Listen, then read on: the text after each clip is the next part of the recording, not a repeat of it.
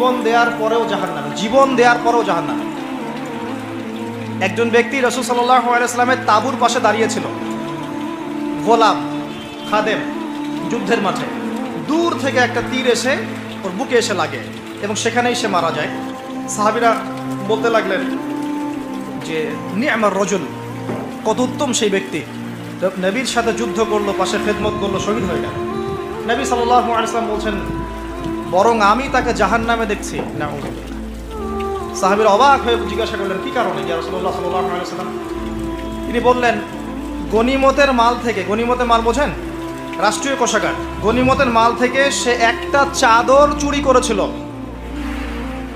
আমি কি বুঝাতে পারছি ভাই?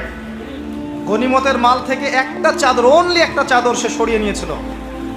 এই একটা চাদর চুরি করার কারণে নবী সাল্লাল্লাহু আলাইহি ওয়াসাল্লাম বলছেন, আমি তাকে জাহান্নামে জ্বলতে দেখছি।